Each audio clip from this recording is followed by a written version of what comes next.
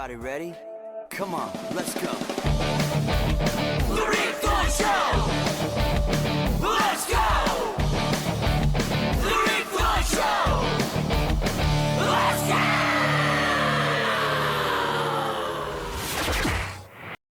Yo, what up? This is Rick Thorne. This is the Rick Thorne Show. You know it's me because I look fly. I'm glad you're here. I'm stoked. Every week we got like great guests. I'm so honored and happy to have such a variety of different people doing great things, amazing things, following their dreams. That's what it's all about. That's the root of this show is people just like yourself. You want to do something, I'm always a fan of saying just start, get out there, do something.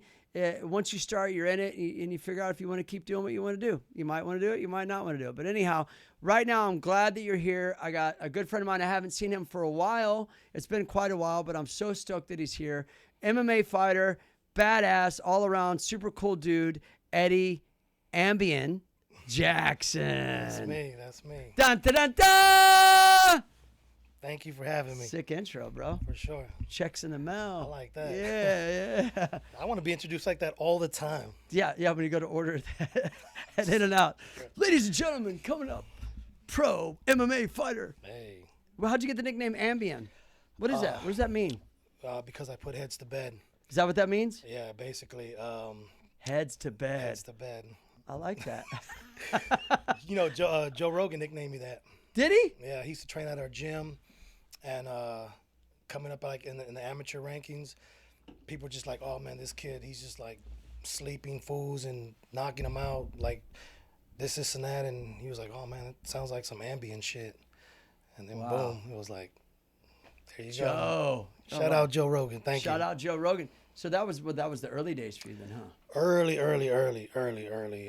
2007, 2008. Was that when you started fighting, or were you fighting your whole life? Well, been pretty much fighting my whole life, but as far as like taking it seriously and professionally, yeah, that's when it all started around that time. I was boxing before that, like at 17 to like 22, and then when I got into MMA, it was like around like 2007-ish, around that time, yeah. But that's awesome. I want to ask this: when you were a kid, I just had this thought. When you were a kid, did you fight a lot? Like, because I always wonder, like, when people decide they want to be a boxer, is it because they just like you get in like a fist fight at school and you're like, it's something I might want to do all the time? Yeah, I mean, just growing up, like, so I'm from Inglewood, and you know, being like the light-skinned black kid, it was like people fuck with you all the time. Yep. They just tested you, so I just felt like all the time, just like going to school, got into it, coming home from school, got into it. Just always like kind of like conflict. And so it just became a thing. Like I was just constantly fighting and getting into trouble. And it just kind of like just came natural, like to fight. Because that's something that you just kind of became like a defense. Yeah. Well, a defense mechanism. Pretty much. An actual defense mechanism. Yeah. Yeah, but you're the kind of guy though where you're nice. You're like the scary type where you're like nice and smile and shit, and then this guy puts people to sleep. You're like you know what I mean? It's kind of creepy. Like at any point, I think you might just rage out on me right now, bro. Nah, I'm good. I know how to flip the switch on and off. I'm kidding. You're a nice dude, though. I would never think, I mean, you seem like you're tough, but that's your specialty in fighting is knockouts, huh? I mean, dude, it's not, I mean, I got a decent skill set, but I'm saying like I was blessed with heavy hands, and I just need to touch you and game over pretty much. But yeah, I mean, I'm known as a knockout artist. Nothing fancy, nothing crazy, nothing technical. It's just like, you know what I'm trying to do. Yeah. I'm trying to knock your head off and go home. Yeah, I hear you. So we'll get to your fighting career and your competitive career, but as a kid, like you go to school, you're fighting, people picking on you, this and that. Was there ever a point where you're just like, I'm just going to start boxing professionally or start training, not professionally, but training, getting some training, or did it just kind of evolve into that? I mean, it definitely was an accident becoming a fighter, but I mean, in what way? I mean, I didn't really have like the best upbringing growing up, so I was like had like a lot of anger and rage and shit. So you go to the gym, punch the bag a little bit, Yep. let it out, Yep. whatever. And yeah, just kind of like one of those, you go to the gym, you let it out. And then at one point, some of the boxers or the coaches that were at these boxing gyms, like saw me hitting the bag or whatever. And they were just like, hey, you want to spar with spar with some of the guys that they had, like the actual real, amateur boxers or some pro boxers. And I got in there with them and I, held my own. And they were like, whoa, like, Well, what a best way to learn, right? They saw something in there and they were just like, I didn't really know what I was doing. I was just like swinging and punching, like, street fight style. And then, the coaches were like, well, hey, man, look, you look like you got something there. And, with a little bit of training and, fix your technique up, you might be able to be good at this. So it was like one amateur fight led to another amateur fight, and the shit was by accident. Yeah, that's cool. But you were Yeah. coachable though. That's real important too, right? For sure. You can be good and have the spark, but if you're not, you seem like you would be pretty coachable. Yeah, no, I think especially When you were younger, I'm saying. Yeah. I mean, even like with fighting, it's like, everybody thinks they can fight until they actually do some organized fighting, and it's like, man, I didn't know what I was doing back then, but it was something I was always doing. So to me, it was like, well, if you could help me get better at fighting and defending myself, yeah, like show me. What were some of the things you had to learn that were different than, let's say, street fighting compared to like breathing and conditioning and that kind of stuff? Yeah, so definitely breathing, relaxing, throwing punches properly, just throwing punches properly, turning your hand over. Instead of just being in the rage where you're you're exerting all your energy, right? Exactly. So you learn how to conserve it, right? Yeah, because it was like that brawler style versus like keep your hands up, chin down, and like throw punches like straight and aim for your target, like all that stuff. Just, little things that just made a huge difference. Yeah. But definitely like the breathing, the relaxing. Relaxing, I would think, would be a lot of it. Yeah. Right? Am I right with that? Yeah, because most people gas out. Or and they like panic, but if you're relaxing, you're paying attention, and Yeah. that comes with being confident too, right? Yep. Because, everybody has like 10 seconds in them. Just bop, bop, bop, bop, bop. And then they're just like, fuck, I'm tired. Yeah. Versus somebody who's just taking their time and picking you apart and like fucking you up just, properly. And yeah. And how would you do that? By just hitting, I mean, for obvious reasons, just start hitting different parts of the body, right? Yeah, work on the ribs. Yeah, just pinpoints. Everything's like a target. Like you got. So when you see that, when you're fighting somebody, like you see their target, you can see their body where you want to go at them. Like in order, even by their posture, you think. In order to hurt the body, you have to understand the body, and you have to learn about the body. You have to know where there's like the pressure points. Like you got ribs over here, you can break, fracture. You got a jaw over here, you can break. You got a sternum, you can, there's just targets, like precision targets that can hurt the body. Even if you hit them like one time, like you don't got to beat the shit out of somebody. You could just hit them one time in a certain area and they'll go down. And you know that it's going to cause that kind of pain. Hell yeah, because that shit was inflicted on me. Yeah. So I'm like, if I know how that feels, like if I hit you there, I know what it's going to feel like. Right. So then you had to learn all that stuff. Yeah. That went from the crazy swinging punches to like, all right, Yeah. tuning it in, right? You said something about anger and rage and all that. And I relate to that because as a kid riding bikes, that's why I started riding bikes. It wasn't because of X Games and all these opportunities and stuff. It's because the way I grew up and I was looking for something and I feel somewhat kind of like blessed by that. That at the time I didn't know that. I just found something I like to do. Do you feel like that's what happened with you with fighting? That even though it was your defense mechanism, you turned it into something? Yeah, man, it was definitely like an outlet. You know what I'm saying? Like a therapy type of deal. You're having a bad day, just you go to the gym, you let it out. It's therapeutic. It's actually cheaper than therapy. Right, therapy's like $200 an hour. Yeah, that shit's expensive. But yeah, man, you having a bad day, off day, you go to the gym and just leave that shit there. I think more people need to hear that. Yeah. It's no, you know what, man, it's fitness. Yep. You're getting in shape. Yep. You're letting your anger out. You feel better when you leave. Yep. It's a win-win. You know what I'm saying? It's a win-win. And like I said, it's back to, therapy thing. It's really, I mean, I could have a shitty day and go to the gym for like just 30 minutes, not even an hour or whatever, 30 minutes. And I'm leaving there just relaxed, calm, like I'm in a better mood. I'm good, man. Like That's awesome. I'm good. So yeah. So and you found it. yeah. I found it.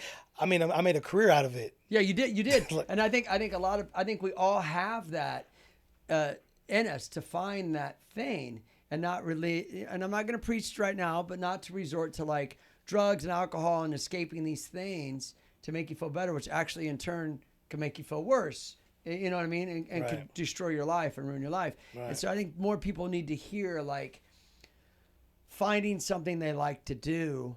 And that's what I mean about starting, and just starting and turning it into something that makes you feel better. I go ride on the street. Like you see me always ride on the street. Yeah. And the reason I do that is it keeps me in shape. It keeps my legs strong. It keeps my hamstrings. And I'm on my bike and I escape from all of my things. I don't wait to go to the bar. I'm not preaching. Just hear me out. I'm waiting to escape this rough life for this thing that's not real. This is something that's real and is helping me escape. And I feel like, when you find that, it sounds like you found it by accident, by just defending yourself, but you made a decision, whether you meant to or not, to lead you to a way to it became a career for you. And that's like admirable because not a lot of people do that. And it's good for people to hear that, I think, especially kids, Yeah. or even adults, Anybody who, I mean, like I said, for me, it was just natural. I mean, I've been surrounded by like struggle and conflict my whole life. And I was always what kind of stuff, if you don't mind asking? just fighting. I mean, just, fighting, again, being, biracial, so my dad's black, my mom's Sicilian. And, it was always just like fighting to be accepted, fighting to be accepted by like my, the black side of my family, fighting to be accepted by the, Italian side of my family. And they're just others, just friends or whatever, just, trying to gain acceptance. So I was always just fighting to be accepted, fighting to be loved, fighting to be a part of something. Like I was always fucking fighting. And it just came natural to me, like, to do this, to like always like just have that, be on the defense and defend myself. And Yeah. which is why the shit just came easy. Like it just came natural. Came natural, yeah. Do you still you said something and that makes sense. You said something that about fighting, because I always felt like I had to fight against something. Excuse me. I always felt like I had to fight against something, like to prove to you. Right. Right? I'll prove it to you. I'll show you. And as I got along later in life, I realized that I didn't have to fight against anything to prove to myself that I could do something. I just therefore do. And I lost that feeling of having to fight against someone, which made my load a lot lighter. Do you still feel like you need to fight against something to prove an acceptance or to prove where you're at or prove your position? Do you know what I mean? Because after a while, less is more. Yeah. Do you know what I mean? At this point now, like everything else, like within time and the older we get, you just don't give a fuck. Like, I don't care. Whether you like me or not, I don't care. Right. Whether you accept me or not, I don't care. I'm doing me now. I'm older now. I understand a lot more. That didn't make much sense back in the day. And it just comes to a point where like you just don't give a shit. Like whether you like me or not, I don't care. I'm gonna do me. I'm gonna keep being who I am. Yep. And whether you accept me or not, like I don't care. Yeah. So, but I think that's just growing up in general. Like the older Maturing, you get, maturity, yeah. The older you get, the more shit you gotta leave behind. Yeah. That's just what comes with the territory. So, yeah, I just feel like I mean, you're a fighter, so your thing is to fight. So it's like, I guess what I was trying to say is, and I agree with you 100%, is that I just felt like me personally, I didn't have to like prove to somebody about something. Yeah. I had to prove to me, Yeah, and I yeah. was running from me by always feeling like I had to prove to somebody else. Yeah. And once I stopped having to do that, I was like, oh, I became better at like what I'm at, And then that to what you're saying, like after a while, you just stop proving yourself. Like you've proved yourself enough. There's nothing else to prove. You know what I can do. You know what I'm capable of doing. You know what I bring to the table. Like Yeah. Like, I don't have to. I've proved it already. I've proved myself. I've proved, you know, in front of everybody. You know what I'm saying? And it's like, if that's not enough for you at this point, then fuck, I don't know what is. I have nothing left. Yeah, and then you got to prove yourself to a bunch of people that haven't done anything. Yeah, well, at that I got to point, prove it's like, myself to you. You ain't done shit. yeah, exactly. You know, get out of here. What Like- was it like going into your? I like what you said. That was awesome. What was it like going into your first fight? Like, okay, this is my street fight. I've been street fighting. I'm in the gym. I've been training. Like, what was it like when you just like? Sorry, am I yelling at this? Sorry, fam. What was it like when you were like, all right, let's go time. This is my first one. Do you remember that? I'm sure you do. No, that for sure. It's funny, man. It's like you could do something your whole life, and it comes natural, and it's easy, and it's like, you know, you're not afraid of anybody. But man, like my first fight, like when you're fighting in front of like people, Yeah. like fucking, that shit does something to you. Yeah. Well, That what's shit- it do? The nerves. Yeah. Because now everybody's watching. It's like if I got into it with somebody in the street right there on the spot, boom, like let's go. But like, you know, It's over, said, done. Bam, bam. It's the reaction. yeah, It's yeah, just- yeah. boom. There's not much to think about. Yep. But it's like when you're about to scrap and like in front of people and people are watching you and you got family and friends and And you're getting judged and you're all that shit. Yeah. Now it's, and the fucking lights are on you. It's like that shit does. It's like a, you know, your nerves, and it's not that I'm afraid of who I'm fighting. I just don't want to look bad in front of all these people watching me. So, you know, the nerves. Does that make you fight harder? I think so. I think because, you know, you're more nervous and you're more of You're a. put on the spot. Let's yeah. go. And it's like being backed into a corner. Mm-hmm. That's when something can be at its most dangerous. Like it's trapped. It's pressure. it's gonna come out, and you know. So which is why I feel like a lot of my fights ended in the first round, because I just had so much. You know what I mean? Like I just That had pressure, So, like, oh, it's yeah. going. And I'm like, I wanted to get it Does it over freak with. you out being in the ring? A little bit, man. Like yeah. I mean, it Even though does. you've done it for so much, it's still weird to you? It's you still get the nerves, you still, you know, the anxiety. You could do this shit your whole life, and it's to me, it's like it's not even like I said, it's not. I'm not scared of the guy I'm fighting. Fuck him. Like I'm not scared of him. I'm afraid of letting everybody down if this shit don't go right. Like if I lose this fight. Do you think that's from what you said earlier, from fighting to like be accepted? and Yes, all these I things? think so. Yeah. I think so, because it's like all these people invest their time into you. You got your sponsors. You got people who took the time out to train you, took the time out to help you get ready. You know, your coaches, your teammates, everybody who put their time into getting you ready, and you fucking lose. You know what I'm saying? It's Yeah. like, oh, you just let so many people down, and they're not gonna tell you like, oh, it's okay, Eddie. Like, Where you get more bummed that they're let down than you being let down? yeah, I'm like, if I get my ass kicked, okay, so be it. I'm not like, you know, what happens. You get knocked out. Like, 'Cause you're like apologizing to everyone else, like, sorry. I'm yeah. sorry. And I just, my whole thing with the whole proving stuff to like, I just don't want to let people down. Like, if you invest in me, I'm going to make you proud of me. Got it. And if I come up short, I just let you down. I let all these fucking people down. My coaches, my teammates, everybody who believed in me, I just let them down in front of the fucking world. And I'm like, fuck. So it's those nerves that I feel like they'll never go anywhere. They're always going to be there. Yeah. You know, and it's like, this is the fight game. Like, anything can happen. You train your ass off to make sure everything goes right, but it takes one punch. You know, anything can happen. So Yeah. for me, it's like, Was that more in your head, you think? oh, for sure. Like, Yeah. I'm my worst. So would that create an anxiety? Yes. Yeah. Yes. I mean, I competed for 25 years straight with BMX, forever. So I get the competitive. For me, just to elaborate on what you're saying, under pressure, I felt like I worked better because I could do it in the backyard or whatever with the boys and shit. But when there's like a crowd and I feel like I have to, so I can relate to what you're saying. It's like, Yeah. I have to do this now. These fools are watching. I got the sponsors. So I know exactly what you're saying. And then they expect you to win. They expect you to do good. And then I'm you like, start thinking, if I don't, am I going to lose my spot? Am I Yes. going to lose my sponsor? Yes, Or yes. people are going to start talking shit, saying I'm chopped liver, blah, blah, blah. All that. The competition. That's the anxiety of being an athlete that I don't think people get. and people are paying you to win. people are paying you. They're paying you. They're fucking helping pay your bills, your rent, you know what I'm saying, putting food on the table. So if I don't win, I'm not going to get paid. Wow. I'm going to lose this money. I'm going to lose this sponsorship. I'm going to lose. So it's like, you just put that much more pressure on you. And it's like, you know, so yeah, to me, it was just like this. I'm nervous. The nerves, everything was multiplied by a billion. Got it. Because I'm just like, you know, so again, like when you go in there, your first fight and people are watching you, that shit does something. It definitely fucks with you. But to what you were saying was as far as like competition, like I rise to the occasion. Like you got to push me in order for me to push back.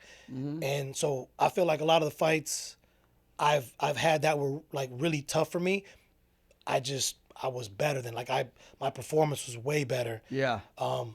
But I mean, as far as the nerves, man, they're there. They'll always be there. They ain't going nowhere. I could do this till like I'm 100, and they'll be there every time. Yeah. Yeah, I agree with you. We used to say bigger the crowd, bigger the tricks. Yeah, You know yeah. what I mean? Go For big. real, bro. Yeah. We did some shows before in Kentucky. Man, I remember. I think it was at Lexington State Fair, and no one was at our show. No, this is before X Games. It was me, Matt Hoffman. Wait, was Matt there? I think it was Jay Miron. It might have been Swope. I don't know, McCoy. And these are all top of the food chain at the time. The best shows we could do were at a state fair. And I remember specifically, and to elaborate on what you're saying, rise to the occasion, bigger the crowd, bigger the tricks. I remember that day I was announcing, and I was like, can you please bring the pig races over to the ramp? Because we didn't have a crowd. And we had the best dudes in the world. And so it's like, yeah, like no one's there. You're like, I'll do a couple tricks.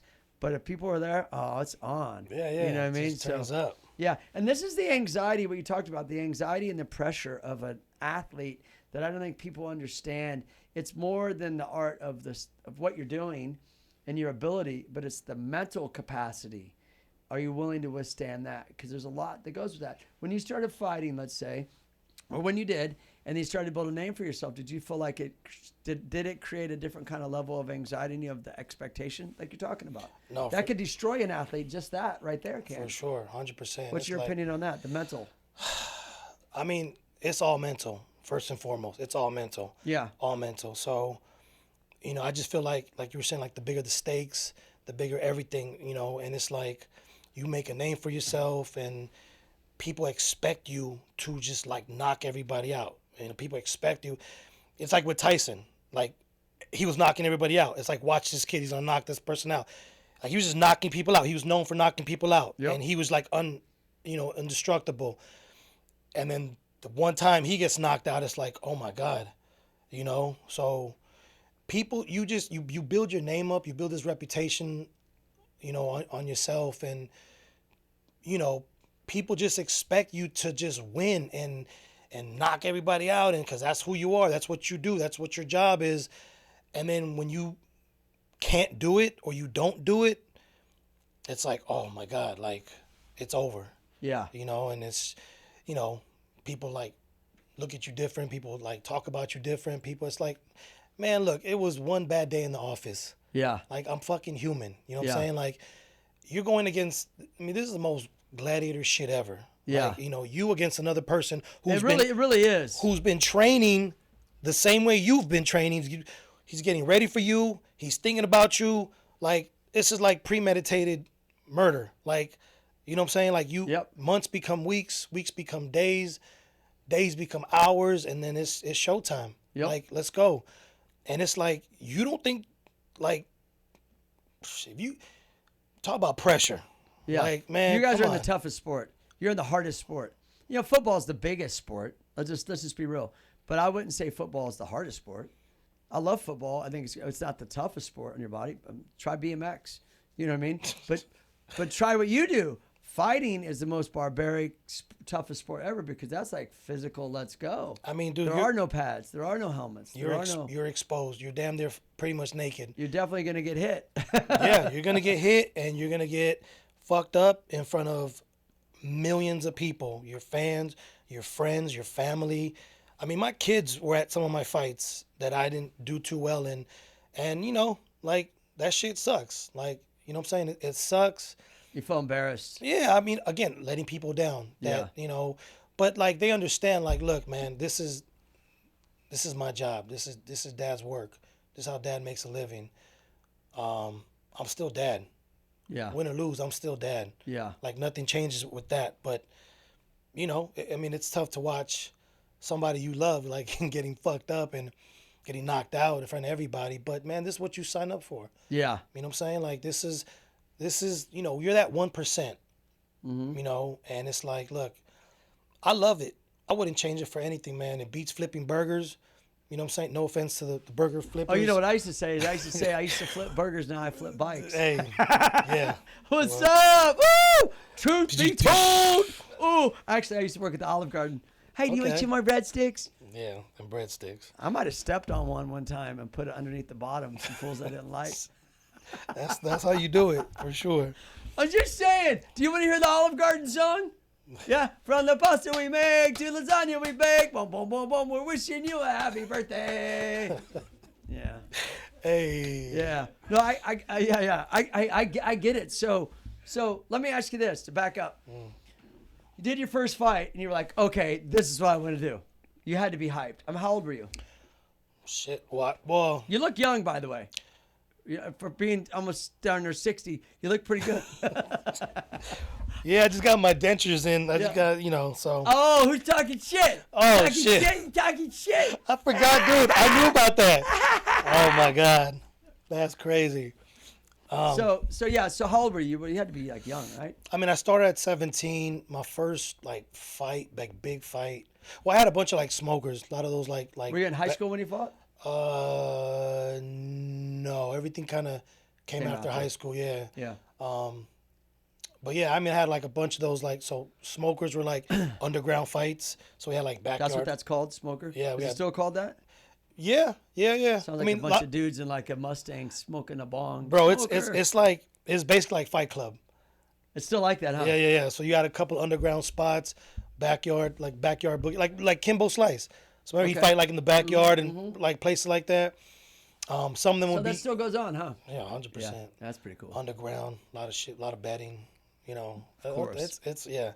So I mean, I did a lot of the smokers as an amateur, like boxing smokers. I had like 50 boxing smokers. Where would you fight at? Like an empty warehouse or something? Backyard, like somebody's Oh, in the backyard. like It's in the the backyard. backyard, Got it. parking lots, back of parking lots, whatever. Just shit that was just like off the clock, after hours. That was preparation for you for the next step. You know, Yeah. it was like an event. Still was Right. like an event, and you're hyped up. And you're like, okay, this is my time to shine. It was different too, cause I mean, you had like a bunch of like other thugs out there, people, but then like. No, and people know- probably didn't train, huh?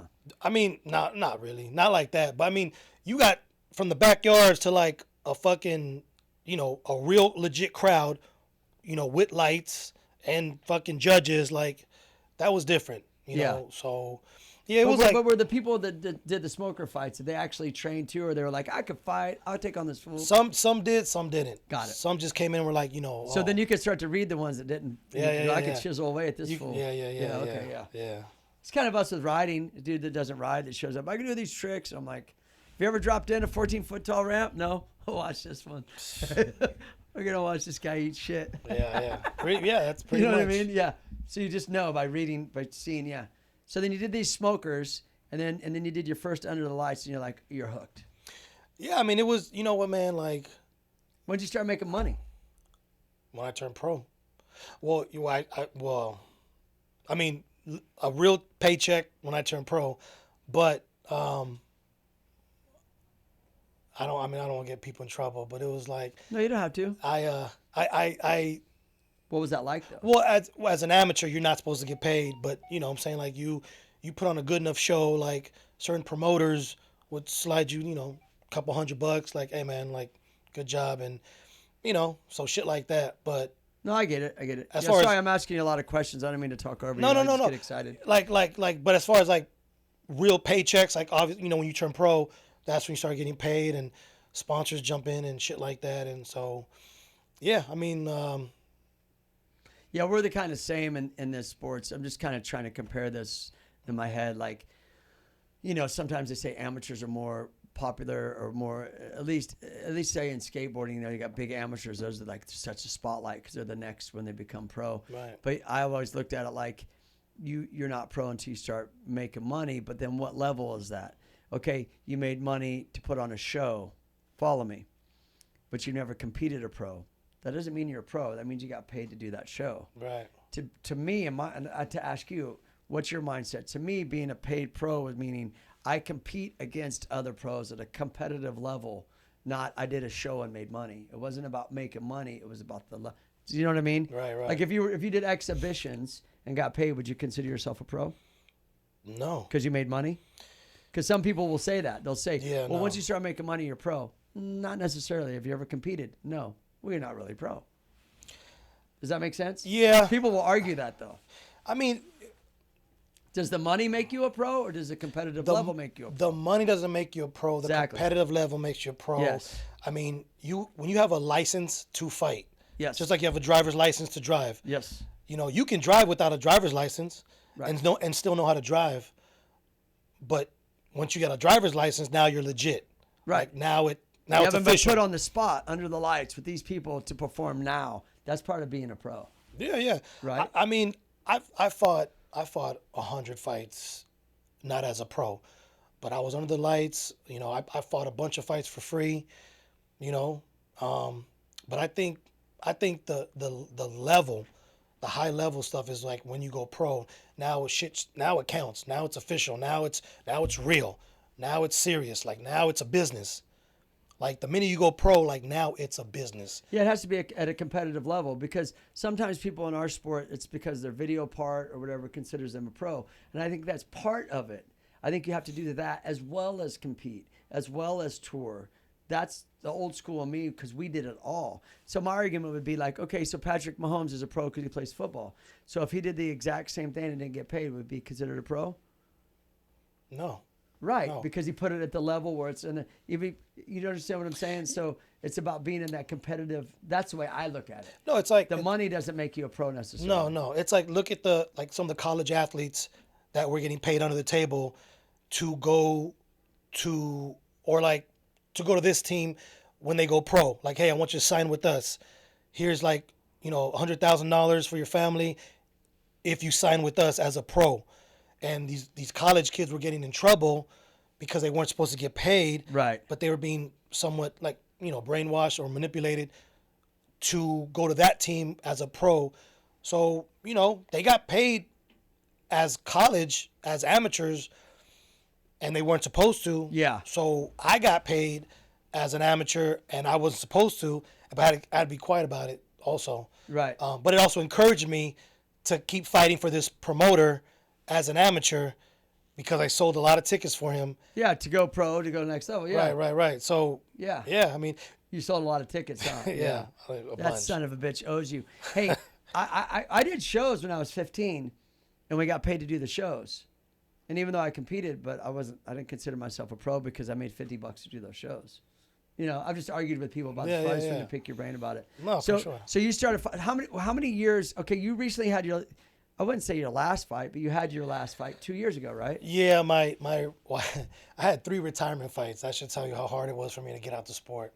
But You're like a band. We retire, and then like Kiss is back on the road. It's hard. Here comes man. Molly Crew again. It's hard. It's some switches are hard to turn off. No, you can't because you think you want to quit, right? But then you're like, dude, I just love this shit. And honestly, like if you still got it in you, Why not?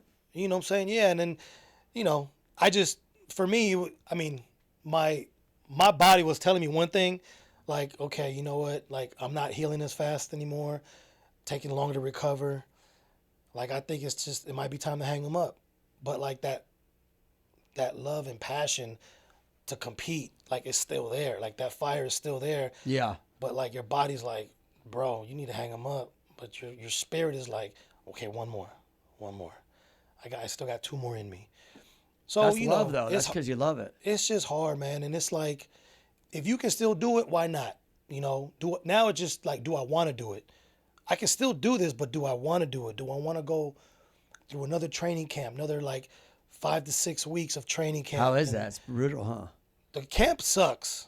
The fight is cool. The actual fight, the event is cool. Since the work to get to that. Yeah, it sucks because you got to cut weight, you got to diet, you got to go through hell. Can you eat ice cream? Not in camp. No, Fuck not that. in camp. See, I could never be a fighter, bro. Not in camp. Dang. No, you got to give up a lot of shit. It's a lot of discipline that you've done over and over again, right? Dude. So it reaches a point where you're like, do I want to keep? Yeah, it's a cutting weight. The cutting weight sucks. I cut 20 pounds to fight in my division. So it's a lot of discipline, a lot of it sucks. But Is there? Let me ask you this: is there a thing of this like fighting for fun, or is everything about like it's got to be like okay, I got not? It's just is your sport like that? Because like with riding, I could say I don't want to compete anymore, but I still want to ride because I love it and it's fun. I can still set goals and do my thing and do my stuff. Is it like that in your sport? Like we just do it for fun? Or is it like it doesn't get that way? It's got to be like it's for going for the jugular, right? you can't play fighting.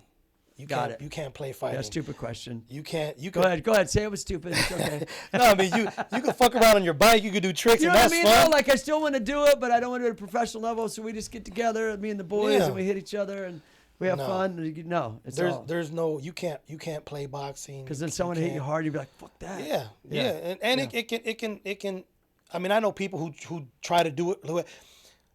I know people who had their first amateur fight. I'm embarrassed to ask that stupid question. No, First no. amateur fight. This Okay. is it. I have people who because they train for fun. They start off as for fun. I want to get in shape. I want to learn stuff. So now they're in shape. Now they know how to fight, and now they're like, okay, I want to compete. I want to put all this training to work. Right. I want to see if it actually works.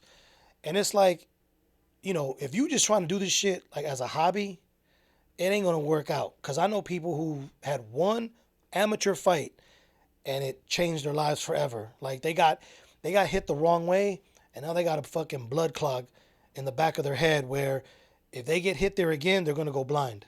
Oh wow. And it took one fucking shot, changed their whole life. And it's like, you see what I'm saying? Like you can't play There's no fighting. play fight. Yeah. It takes one, you know what I'm saying? Like we train to get hit, to absorb hit, to not get hit. Like we're training our asses off in so many ways, so we're ready for this. But the guy who's like, oh, you know what? I want to try this. Yeah, that was a stupid question, man. No, because a No, lot of because people I gotta think about know. like when me and my sister used to fight and play fight, it would end up not play fighting. No. We'd be pulling hair and No. punching each She other. got serious out of one. It got at one moment it got serious, Yeah. and that changed the whole dynamic so- of playing. So in your sport, it's either like A or B. So you're going back to say, I'm out of retirement again. I want to fight this fight because I could do it. I want to do this. And your last one was a couple years ago. How did that go? I mean, I think I won the fight. It was ended up being a draw. It was a tough fight. I mean, the guy, I was probably like 45. The guy was like 23. And Really? yeah, he You was were up, twice his age. he, huh? he was up and coming, big dude too. Like I fought and I actually had to go a weight class higher than I usually fight. So he was just a bigger guy, stronger guy, young guy. I But mean, it I didn't take you. You had the old man. I strength, held my own. Well, I had the experience on him. He had the strength and the power. I had the experience, and a little more quickness. And I just feel like my experience fighting someone like that pretty much saved me in the fight. You know what I'm saying? We went the distance. They called it a draw. A lot of people thought I won the fight, but I didn't lose. What was that for? It was for what That was organization? a kickboxing fight. I want to say Fighters Rep. I looked online. Like, is Bama an organization? Bama was an organization. I fought for them. Yeah, because I saw. Yeah. Yeah. And yeah, man, it was just it was my last fight. I fought a bigger guy. And I did well. But I think that was a fight that pretty much like convinced me that, you know what, maybe it's just time to hang him up. Yeah. You think you'll go back? I don't know, man. If Jake Paul signs a contract, maybe we Are you get gonna one fight him? more. Who wouldn't want to fight him? I'll fight him. hey, Who wouldn't but wanna you fight Jake specialize Paul? in kickboxing. I'm a stand-up fighter, so I'm like boxing, Muay Thai, kickboxing. Yeah. Got it. Got it. Yeah. I favorite the fight on your feet. Yeah, I like to keep it standing. Got it. Yeah. Yeah. I got it. Got it. And so what's kickboxing like? That's pretty brutal. So it's just kicks with punches. No, I know that, but I'm Basically. saying that's like next level. Oh yeah. I mean, as a boxer, when I started off, I hated getting kicked. I fucking hated getting kicked. I didn't like it. It was Getting kicked in uncomfortable. the side of the leg here's got to fucking kill. That shit is, yeah. Hit the IT band right there? Yes, that's not It's- cool. Dude. Your IT band, your calf, like Dude. it's not cool. It's not cool. So, but it's just it's more ways to use your weapons and everything. But yeah, kickboxing, Muay Thai itself, just because you got the elbows, you got the knees, that shit's just vicious. So when you go to fight, it's like all of it. Yeah. Yeah. Okay. Got it. Got it. So remember, MMA is mixed martial arts. Right. Exactly. It's, exactly. It's boxing, kickboxing, Muay Thai, jiu-jitsu, wrestling. Oh, it's jujitsu as well. Yeah, Okay. all that shit. So you don't do any groundwork. No, I do groundwork. ground- I mean, I mean, Does that happen in your fights, or you guys more just stand up?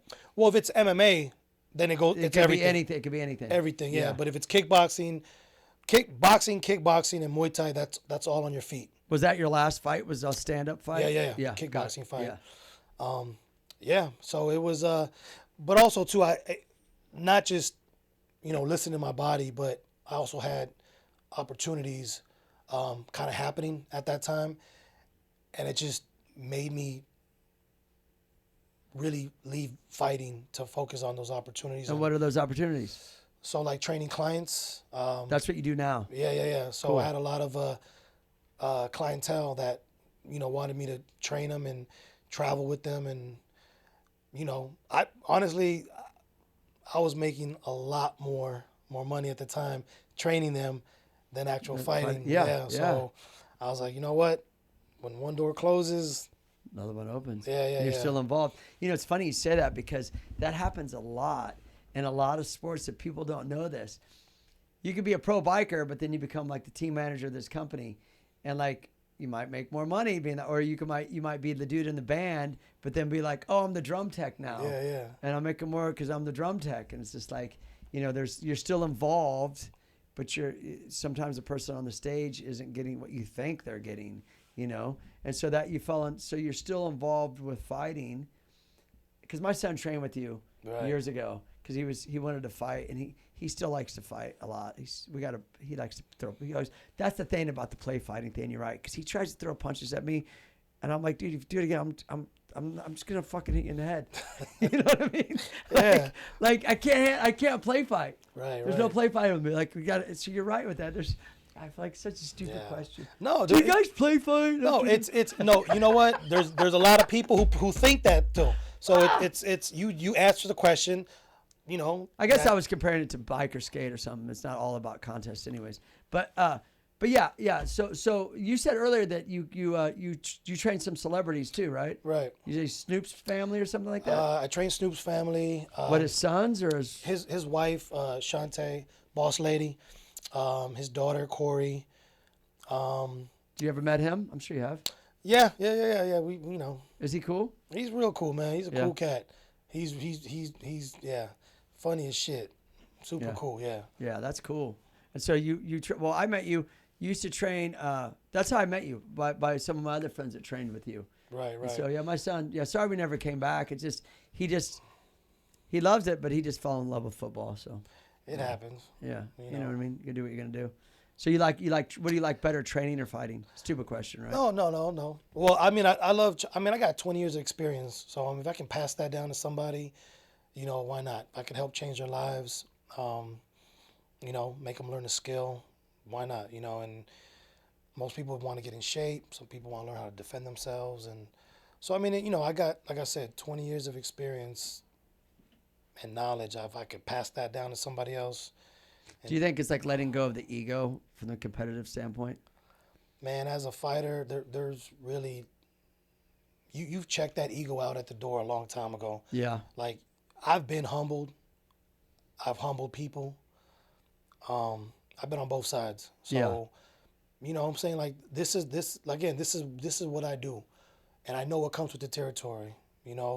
Someone's got to win, someone's got to lose. you got the greats. You got like Muhammad Ali, who's been knocked out. You know, Roy Jones, Mike Tyson. The greats have fallen. Like, who the fuck am I to think like, oh, well, that's not going to happen to me? No, it's happened to me. It's happened to the best of us. Not that much though. I looked at your stats. Not as much. I looked at your stats, and it's not that bad. It happened one time. Yeah. But it happened. Yeah. It happened, and in front of everybody. So, you know, I know what it's like to be on that side, to be on both sides. But yeah, you don't have an ego at this point. Now it's like, look, like you know what I can do.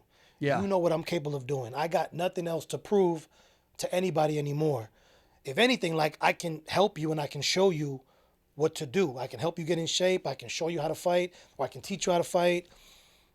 I got a bunch of knowledge and experience I can pass down to other people, and I can charge them for it. Yeah. So, Yeah, exactly. That's the beauty of it. Hey, and I'm not familiar with the organizations or the sanctions, how things are run with any of what you do, MMA or UFC. I mean, UFC, you know, with the leagues and how they're run. Compare them to like action sports. They have like old fart. Do they have like an old fart boxing match? You know what's funny, man? You know, like we got all the 50-year-olds here. Yeah. That's funny because a lot of places or a lot of promoters are like opening up like 40 and over leagues now. You have a couple of them, Yeah, 40 and see? over. They got certain rules. They can't hit here. Don't hit too hard there. I mean, no, it might just be the same type of rule set, but you got to be either 40 and over, 45 and over, or 50 and over to be in this league. So they're out there because Oh, okay, that's cool. like I said, man, I'm not 50, but I feel like I still got it in you know, at 47, and Dude, 45 and he fought a 23-year-old. yeah. You won though that because he didn't get you. It's on. Because you would think most 23-year-olds, but I want to get this. So dude. look, check this out. It's on YouTube. You can look that up. What's it called? So his name was Connor Bracken. Shout out to Connor Bracken. Shout out Connor. Yeah, Connor. So if you look up Eddie Jackson versus Connor Bracken on YouTube. How many rounds? I think it went 4. Got I think it was 4 rounds. Something like that. But yeah, that's on YouTube. You decide for yourself. You won. I don't know. I Yeah. don't even know why he won. Well, you know. But yeah, so there's actually 40 and over leagues, 50 and over leagues that people can compete in. Wow. So they got them out there. And again, like, I feel I still got it. I just don't really want to do it anymore. It's a lot of work, dude. It is, man. And the body, like I said, it's not healing up like it used to. Maybe you know too, also too, like the amount of like, you know, the differences of the two as well, like the amount of training it takes. You know, same with me, like with competing, the level it takes and what the benefit and the payoff's going to be. Or I've already done that and I'd love to do that again, but I'm focused on training people and I have to make a living at the same time. And I could put my energy into this and it could benefit me more. If you had never done that competitive sport, you know, level, you might want to try. But since you've already done it for so many years, like, well, I'd rather do this instead, maybe, because it's going to benefit me more financially. And you got to think, You reach man, a point where you're probably sick of starving, and you're starving your body, starving your pockets, starving this for this thing. You reach a point where you've done it so many times, like you can go your whole life just starving. Yeah, no, Right? it's you have to understand too, like, there's life after fighting. You know what I'm saying? You have to think That's about it. that. That's what I'm looking for. Yeah. There's life after fighting, and Yeah. you know, you have a small window to, like, do the best you can, make as much money as you can, and get the fuck out. Like, that's it. As a fighter, you have a small window. Super small. Yeah, and depending on how your fight career goes, if you're taking a lot of damage, that window gets even shorter. Yeah. So if you know you get the right fights, you know, right management, you know, promotion takes care of you, you should do well. You do well enough, you know. Not all of us are making $40 million a fight like Mayweather. You know what I'm saying? These guys are making $5 grand, 10 grand, you know, whatever it is, and then you only fight like maybe 3 times a year, And you're getting taxed. and you got to pay your coaches, management. You ain't making much. So if you're in it for the money, you're in it for the wrong reasons. Yeah. You know what I'm saying? And you know, again, like that window is really small. So you do your thing, make your money, and and get the fuck out of there. And that's it. Yeah. So, yeah, but again, like there's life after fighting. And now, like I'm training people now.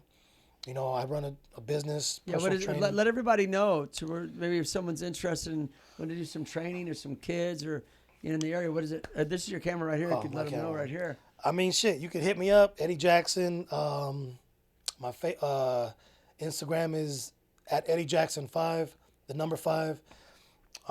Just DM me. And you do all of it. It's like personal, like it's all private training. Everything, so. yeah. So I'll go. You come to my gym, Trinity Boxing on Melrose. I make house calls. Yeah, whatever, man. Like you know, I go out of state with my clients. We go out of town. I'll come to you. You come to me. Whatever. I think, yeah, and that's awesome. Anyone out there that's interested, because like I said, my kid took a lesson with you and he loved it. And what you've done though is what a lot of I say a lot of BMXers, because you know BMX is my root, but I know all the sports. They're all of it. It's all the same. Like what I'm getting ready to say is life after your competitive career is making a name for yourself, and you being a likable person and people wanting to be around you, and you creating something else. You created something else. You reinvented yourself into the training. I know some people that don't do that. They just, everything was just focused about competition. And then the sponsors fall, they're not getting, see, if you make your only value, and boxing has to be this way. What I do is a little bit different. If you make your only value your competition stats, the second you're winning, you have no value. And it's really got to be hardcore like that with boxing, because it's like you against one other dude. So if you're not winning, your value just got dropped, right? And so by reinventing yourself, that's how you've been able to you know, you're a likable dude. You got good energy. People want to train with you. They tell someone else to come out. That's important, I think. That's important to have a career after your career. Yeah, it's like, I mean, again, man, it's like, I still train. I don't compete professionally. No, but you're personal, yeah. Absolutely. I still train. Yeah. I train up and coming fighters. You know, if I can keep up with these younger guys, like I'm good. That's a win for me. That's a good day. If I can keep up with them in sparring, you know, this younger generation, like that does it for me. I mean, I still stay in shape. I keep the tools sharp, keep the weapons sharp, you know, and back to the whole therapy thing. Like it's, you know, it's a mental thing as well. So Yeah. I still train. I still work out. You know, I still keep up with these up and coming young fighters, and man, they keep me going. You know, I teach class. I teach class over at 10th Planet Jiu-Jitsu, West LA. You know, so I mean, I'm training folks. I'm teaching class. Like I said, man, I got a bunch of experience and knowledge, and if I can pass that down to the next person, Yeah. you know, cool. You know? Yeah, and I just think like what I'm getting at is finding that's hard, because some people just stop doing their career and they don't know what they want to do. You know what I mean? And it could be like at the highest level. You could be like a top pro football player, and you've ran its course. What's next? You always got to think, what's next? You know who told me that a long time ago? A good friend of mine named Spike Jones. We were on tour, and he was shooting photos for a BMX magazine, and he told me, you have, this always stuck with me, and thanks for saying this, Spike, is you are doing something and you want to enjoy it, but you always got to think about what's next. So the balance of like living in the moment, but what's next? Living, and I've always carried that with my life. But I think it's important, because not a lot of people could do, and do a lot of people train afterwards? I'm sure a lot do, but like a lot probably don't. When they're done fighting, they're done, then they got to figure something else out. Yeah, I mean, it's like, I mean, the fight game, it's either, you know, when you're done with it, you either open up your own gym or you train folks at somebody else's gym. But, you know, there's not. A lot of people just walk away though. Yeah, and it feel, you know, they say, well, you know, oh, I can't do that no more. I'm getting old. And I feel like you're getting old because you stopped doing it. Like, you know what I mean? Like you get, you know, you don't use it, you lose it. So it's like, I don't compete, but I still train and work out, which is why, you know, I think when you get old when you stop doing something that you love to do, or you stop completely. Like that's what that's how you get older. That's how you age. You know, when you rest, you rust. Yeah. And I feel like if you keep fucking moving and doing what you're doing, that's what keeps you young. That's what keeps you sharp. And, you know, people, oh, I can't do that no more. I'm too old for that. It's like, nah, you got old because you stopped doing it. I'm not saying to keep fighting and keep competing, but keep fucking training, keep working out. It doesn't have to be at the highest level, but, you know, like I said, man, I'm moving around with these young guys still. I got nothing to prove. I'm not trying to make a name for myself. I did it when it counted. You know, and now it's just like, look, man, I'm just trying to stay sharp. I'm trying to stay healthy, especially with all this shit in the world these days. It's these crazy. Fucking diseases and shit, like, man. And everybody's getting crazy. The world's going crazy. Yeah, but we gotta stay positive. Yeah. Keep positive on it. And I could see you being like 80 and being like Mickey from Rocky. Yeah. I've been compared to him now, actually. Yeah. I've been compared to Mickey tomorrow. Now. Yeah. Get up, you son of a bitch. No, and I'll be in the background like Paulie. Yeah. You know? Yeah. Dude, Paulie was the shit. Yeah. You know, Paulie with the cigar, like I'm yelling at his sister. I've been compared to Mickey with some of my students just because I'm, you know, look. Have you been seriously? Yeah. Oh wow. I can call shit. I know how to read people, dude. bro. I'm not gonna sugarcoat nothing. Like, if this is what you want to do, like, I'm gonna help you do it. I don't want to see you get fucked up. I don't want to see you get hurt.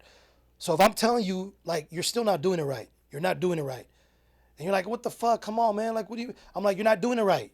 No, you still suck. Yeah. No, you're not good. Like, I'm gonna tell you what's up. Like, I don't want to see you go in there, or other coaches like, oh yeah, you're good. You're doing. You know, I think you're ready for your fight. And it's like, you're just bro, setting them up to be yeah, they're set exactly. And I'm like, Yeah. I don't want that shit on my conscience. Yeah. Like, if I'm training you, if I'm working with you, we're gonna do this shit right. We're gonna do it well, because I've seen what can happen. I've seen this shit. Everybody looks at, like, you know, when you win, yeah, the spotlight's on you. Everybody wants to hang out with you. Everybody wants to be around you. But when you lose and you're fucked up in the ER, getting stitches, getting fucked, ain't nobody there with you. What about in the beginning? Nobody's there neither. Dude, this is the loneliest. But then you make it, and they're like, I remember, dude, Bro. when he first started. It's like, you didn't Yeah, believe yeah. in me. Shut up. I've had people, like, I grew up with, my boys. Like, these are my boys. People I did shit with. So much shit with. I came up with.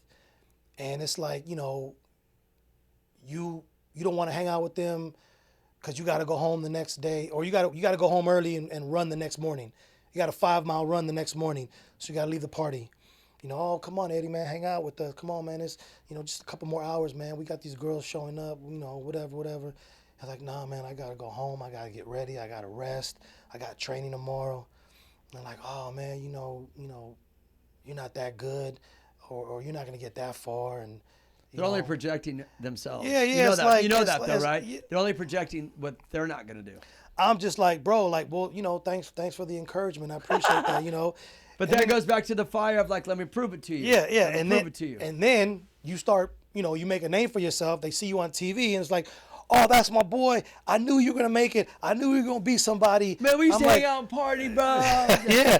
Hey, man, can I get tickets to your next fight? I'm like, what? Yeah. You for real? Isn't that crazy? Shut the fuck up. Something man. about TV does that to people. It makes them delusional, because we said that before we started. We started riding bikes, building ramps in yards. People wanted to kill us. People wanted to knock down our ramps. No one loved us. And then we get on TV, and they're like, oh, my gosh, can I get your autograph? It's like, Yeah. aren't you the same dude? Like, I'm confused, because I'm the same dude. Yep. It's weird with that. It makes people crazy. Hey, you know the movie Rocky, right? Everyone does. You know that was from Muhammad Ali, right? Yeah. Yeah, okay, yeah. Yeah. What was his name? So the guy, Chuck Wepner. That's it, yeah. Chuck Wepner was the real Rocky. Right. And he never got a dime from Stallone. No, but he was supposed to be in the film, but he kind of, I heard, got caught up in the party life and stuff. Yeah. Yeah.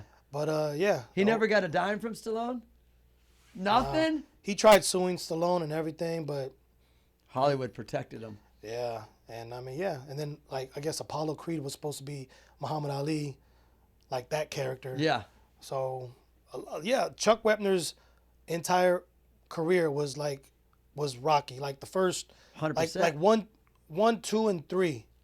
I think were like Chuck Wepner's career that Stallone stole, and then like Stole the whole thing. his story, his life, because you know, and I think in part 3 Stallone wrestles or boxes Hulk Hogan, and like Chuck Wepner fought some wrestler. Did he? Yeah. After probably Muhammad Ali or something. Yeah. So the first, I want to say 1, 2, and 3 was Chuck. Damn, I'm learning something right now. I didn't know that. Yeah. Fun fact. Dang, bro. Yeah. What's up? And then 4, 5, and 6 was all Stallone. Like he rewrote that whole part of it. Yeah, but those weren't the better ones. Yeah. The first 2 were the bomb. Yeah. Wow. Yeah. Crazy. Well, that's what I just had that thought because we brought up Rocky, and then we thought about being knocked down for the first time. And that was when Muhammad Ali got knocked down the first time. And yeah, but you got to get back up, and you keep getting back up. And dude, I appreciate you coming on the show. I really do. Thanks Dude, for you having got good vibes, good energy. Everybody, one more time, what's your Instagram? Eddie Jackson 5. Is that what it is? At Eddie Jackson 5. At Eddie Jackson, the number 5. And Do you have a website or anything, or no? Just the Instagram. not anymore, but That's it's fine. Instagram. I mean, everything's Instagram now. It is. You don't even need a website. So No. message them if you want to come, train yourself or your kids or your family or self-defense. I'm sure you do that too for I do it all. women for self-defense or men or. I do it all. You know what I told my kids at school about bullying? I'll get this out of here real quick. So if someone bullies you, just punch them in the face, That's it. and then it's over. And then That's it. then they don't. Then it's done. Punch him in his face and take his girlfriend. Just get it over That's with. it. Get it That's over with, it. because then you keep poking. Yeah. One shot. I gotta come train with you, bro. Whenever you want, man. Whenever you want. Yeah, well, we'll see. Whenever you're ready. If I get some time. Everyone out there, follow him. Subscribe to the show. I appreciate you coming in. I love your story, dude. Keep going. I think you got another fight in you. Well, if the money's right, and yeah, if the money's right. I could see you right now on some some products. This face, I'm telling you, like cream of wheat or something. You know what I mean? You got Cream that of look. wheat? Yeah. The Quaker Oats guy. No, not Quaker Oats. Like, I don't know. Just some product that would be natural. I don't know what it is, but I can see it right now. Listen, I get a cut if cream of wheat hooks you up. I get a cut. Cream of wheat. Shout out to Cream of wheat. The Quaker Oat guy. Yeah, no, you can reinvent it. I'm telling you. Everyone out there, thanks a lot for watching. I love you, brother. I really do. Boom. Love you I'm too, proud bro. of you. And be on the lookout. I know you're going to fight again. I can sense it. Everyone stay rad. Everybody ready? Come on, let's go. The